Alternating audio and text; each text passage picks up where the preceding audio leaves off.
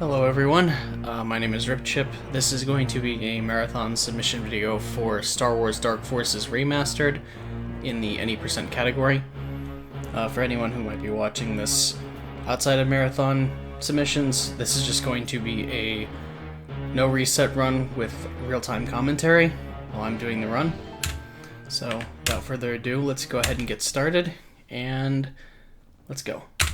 So this is the Night Dive remaster of Dark Forces. It is very similar to the base game, but there's one major difference right away that we're going to see, which is that respawn function. Basically the way it works is that you will be able to select that and respawn at the most recent checkpoint, and it'll take you there, and that can save a little bit of time for a couple levels. Probably the biggest time save difference between remaster, but the base game is more or less the same. The way the game works is there's an objective structure, and you have to complete set objectives and meet certain criteria in order to finish a level. For here, it's just getting that keycard and getting to this area to exit. And we're already done with the first level. So, the levels can have a varying levels of objectives that you have to complete. This one has a couple ones that we have to do before we go back to the beginning, which includes hitting the switch, turn on power. And a couple little things about the game is, despite the fact that some people jokingly call it, Star Wars Doom, runs on a very different engine that's a little bit more complex. There's a couple more unique pieces of speed tech we'll see going forward after this level, but of course those will be explained. The first two levels are fairly straightforward. Some of the levels in this game can have incredibly detailed and lengthy explorations you have to do, but a good majority of them with speedrun strats you can cut down drastically. Grab that and respawn there. This saves a few seconds. There's quite a few of those that could be theoretically used, but they may save only like a couple seconds, so some of them aren't really worth doing. But there it saves a good like 5 or so seconds, so we go for it anyway.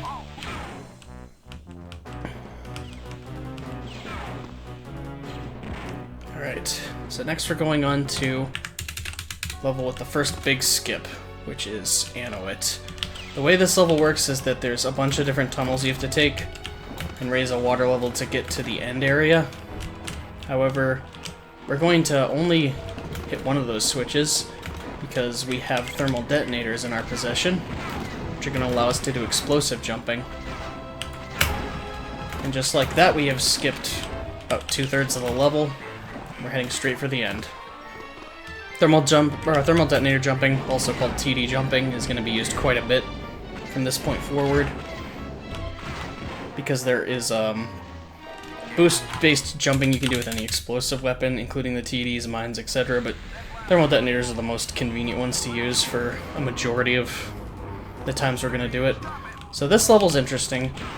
The way you're supposed to do it is you're supposed to go through this vent right here, do all the objectives, and then exit through the front door. The way we're doing it, we are not going to do that. We're actually going to escape the way we came in, but we'll get to that when the time comes. First, we're going to try to do a boost here. Got it, second try, that's good. If you can get that first try, it saves 10 seconds. And then here, we hit that code. You're supposed to pick up keycards to figure that out, but the code is the same every time, so that cuts out a little bit of exploration. Now for the big skip here with explosives. Alright, first try. So, doing that skip's a very lengthy switch puzzle. It's about, I want to say, like 30 to 45 seconds faster than doing it the fast way with the switches, which is really hard. But if we manage to line up that jump correctly, we can get to the frick metal and get the one thing we need here. And then again, like I said earlier, we're just gonna take this way out in a less than conventional way. This guy's being a jerk. I need to get up here. That's weird. I've never had him knock me back like that before. That's funny. That aside, this level went pretty much perfectly, so that's good. So next we're going on to this level. This level has a little bit of cycle-based things that we have to go through. We basically need to get to a certain point at the level by a certain time in order to get through like halfway through the level the fastest way we can. So ideally we just want to get through these main sections as quick as we can. There's a little bit of leeway, so it's not super stressful, but we do need to get to a certain part of the level by a certain time.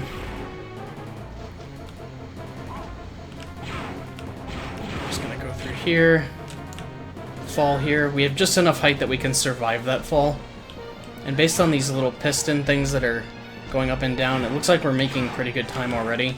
Those are usually kind of like your visual clues on how it's going. And then we're going to do a small skip here, which skips having to get a key card, which cuts out just probably like 30 seconds of the level. It's very easy to do. And this is the piston we have to get here. We have to get to this point before the piston goes up. If we do it before then, it means we get here as fast as we can. So another fun thing we can do with thermal detonators is with the alt fire, we can actually lob them on the other side of moving walls. And by clipping it to the other side, we're doing damage to the boss of this level, which is a level 1 Dark Trooper. And we can kill him much faster than fighting him normally. So now we just need to hit that switch, wait for these doors to go down, and we'll be on our way back to the beginning.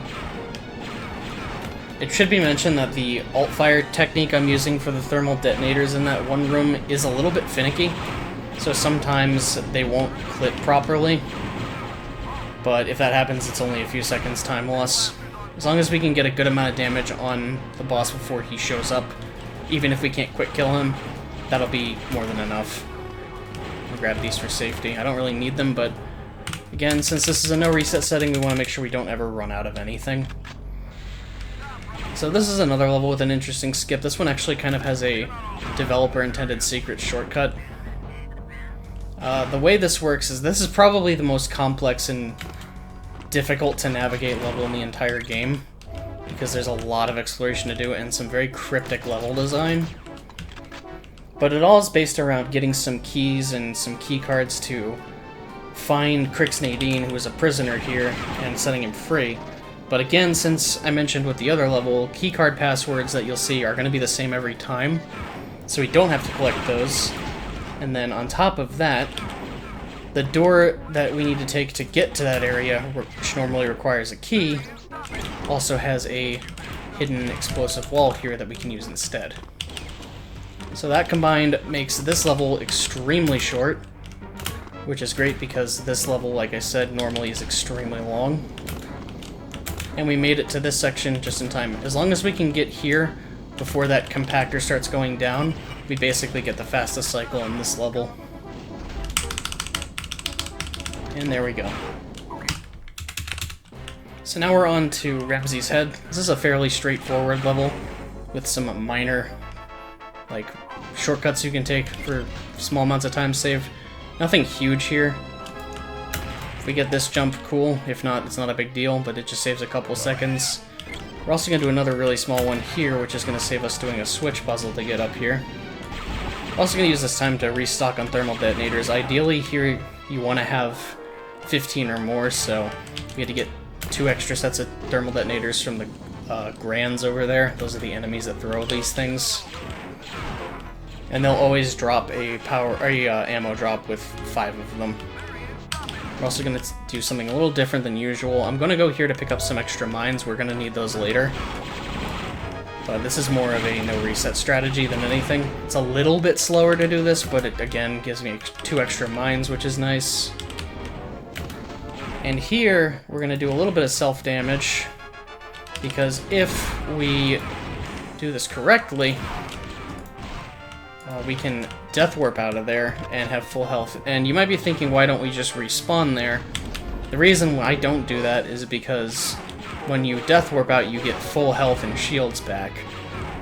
If my health and shields were high enough, I wouldn't bother going for that, but it's always better just to do it for safety. Just because this hallway can be a little bit dicey, enemies can sometimes be really aggressive. But that's the end of that level. Going on to robotics. Robotics has ice physics, which are really annoying. The best way to avoid that is to pick up ice cleats, but that's a little bit out of the way and costs you probably about 25 seconds, so we're going to not do that. And we're going to TD jump up here to skip really the first major part of the level, which involves riding a conveyor belt and getting a key. If we do this correctly, didn't get here fast enough. You can sometimes get here fast enough and do some really cool platforming to get through here quickly.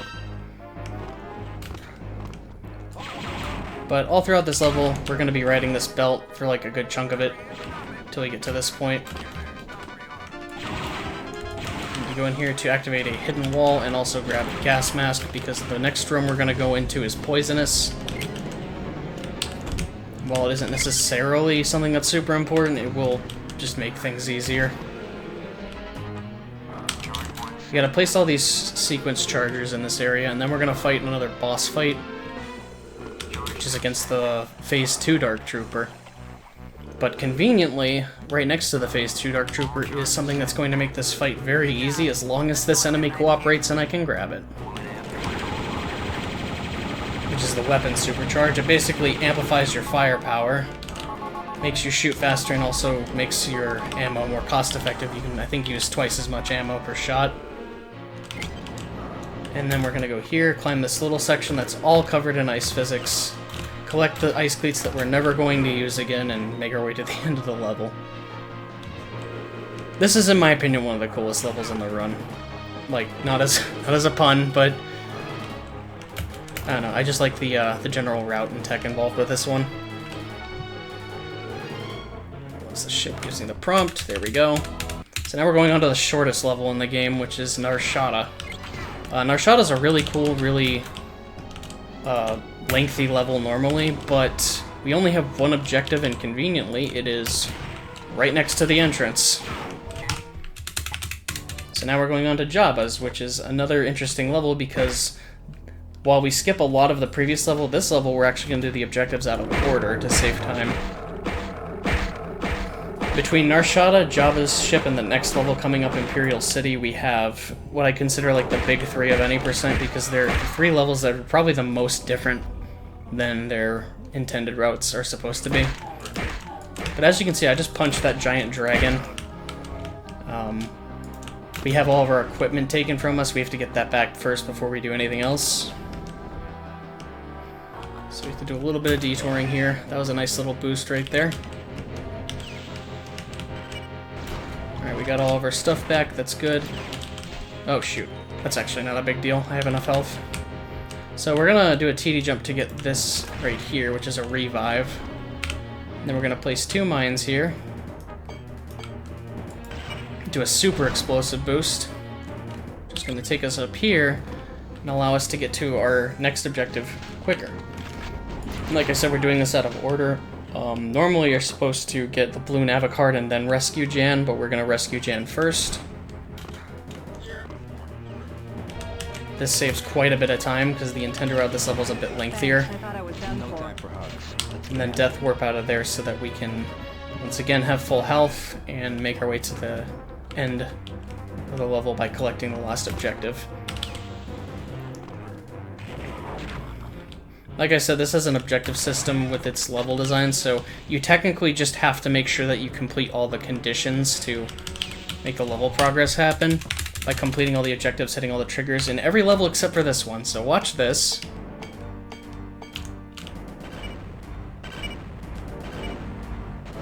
Oh wow, that was really lucky. So Boba Fett's behind there, and as I said, you can clip TDs through movable walls, which is what that one is, but you can also do splash damage through them. So using the mines, we're able to kill Boba Fett, and this activates a trigger that allows us to rapidly activate it and move through all of the objectives and allows us to completely skip everything in that level. It is by far the most broken level in the game. And followed by that is this level, which is Fuel Station, which is probably one of the least interesting levels in the game. But yeah, going back a little bit more on that previous level, like I said, every level you're supposed to meet all of the conditions, but because of some code omission on that level, there's an exploit that allows us to just rapidly use inside of that area to move through the objectives. By the way, this looks weird, and there's a reason for that. What I'm doing is just doing some TD jumps across there to get to this area faster. Normally you're just supposed to hit a bunch of switches and it's slow.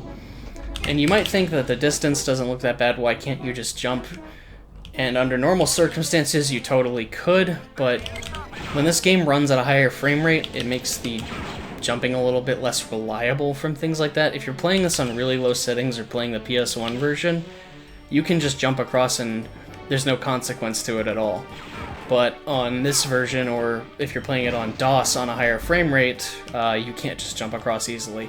You can, it's just very, very, very unreliable, so using thermal detonators is just a good way to get across without any issues. So now we're just moving our way over to the next part of the level, which is the end part of the level.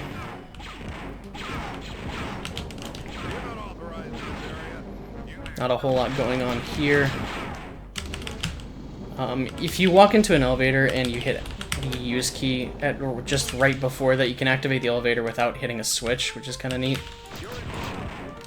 Then we got our yellow key card, which is going to let us go straight to the exit right here. So now we just gotta wait for this audio cue and the prompt to go to the next level. Alright, so now this level is... Oh, I turned on ice cleats unintentionally, that was fun. I just said they would be useless, but... yeah, this level is fairly straightforward. This is actually the level that was more or less supposed to be the first level of the game, but that got changed at some point.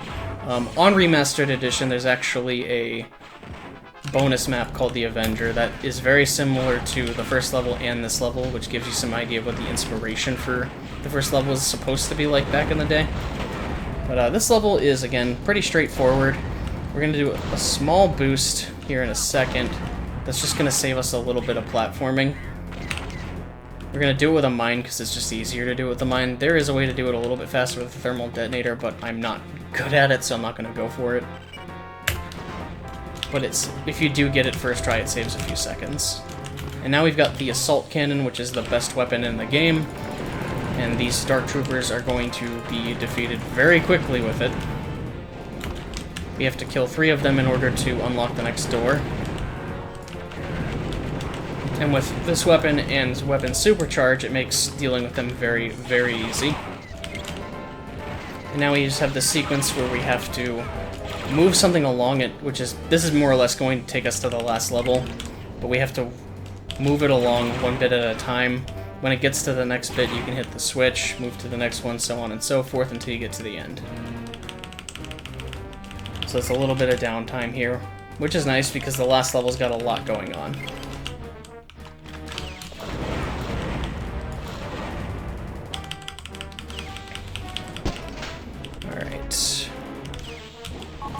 There we go. Alright, time for the final level, Arc Hammer. So Arc Hammer's main objective is that you have to place 3 sequence charges, and then you have to make your way to the final area to fight the final boss, and then escape. It's quite a bit that goes into this level, but even then there's still going to be some pretty cool skips. So we have to fight this Dark Trooper. This Dark Trooper has to be defeated because there is a wall that's in the way that will not move until he's dead. But once he's dead, we can do an explosive jump here, make our way to the first sequence charge. The reason we're able to survive that is because we have shield supercharge, which prevents us from taking any explosive or plasma-based damage. But you are not invulnerable to melee damage, which is funny. It's not something you have to worry about for most of this run, but in all secrets, it's something that can potentially be a problem at various points. But we're trying to get through this as quickly as we can, just so we don't do too much damage to ourselves. Okay, just barely made that. And with Shield Supercharge, we can now do this rocket boost here inconsequentially, and then we can respawn to save a little bit of time to get back here. That saves a few seconds. The consequence of using respawn, though, is, like, you lose any of your, like, power-ups when you respawn. So even though it says I have 200 shields, it's not true. And you'll see that pretty quickly here. Yep, I got the shields there, and it removed that. So that's something you just gotta keep in mind whenever you use respawning. I'm gonna be a little safe here and get these shields because my health is a little low. Small shortcut here to make the ride a little bit faster. Be a little bit careful here. Normally I would use the concussion rifle, but I don't want its splash damage to kill me. If it does it here, it's not a huge deal. Oh man, 2 health. You gotta do this little switch puzzle here.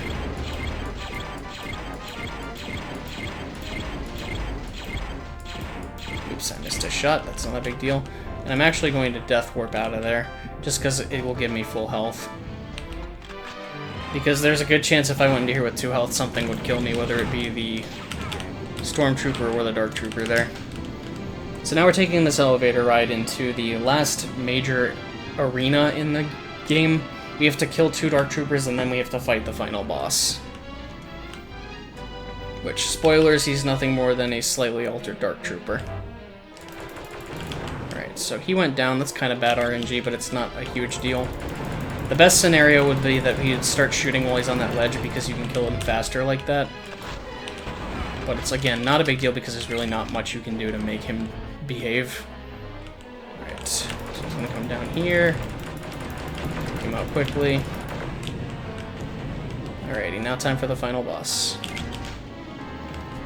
And a fun fact about this final boss, he has an attack that shoots out mines that are supposed to home in on you. However, on this version and also in DOS, the higher frame rate breaks its tracking, so it basically stays in one place, so you never have to worry about it, so it makes this boss fight very easy. It's actually, like, disappointingly easy. If you're playing this on the Force engine, though, those things can track you, and it becomes a lot harder. And now we are at the end of the game. We have finished Dark Forces Remastered any percent in 21 minutes and 10 seconds.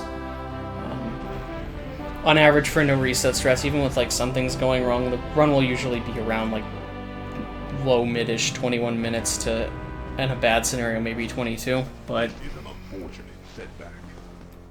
either way, that was a good run for a no reset. Hope you guys enjoyed it, and yeah, hopefully we can see this in a marathon soon.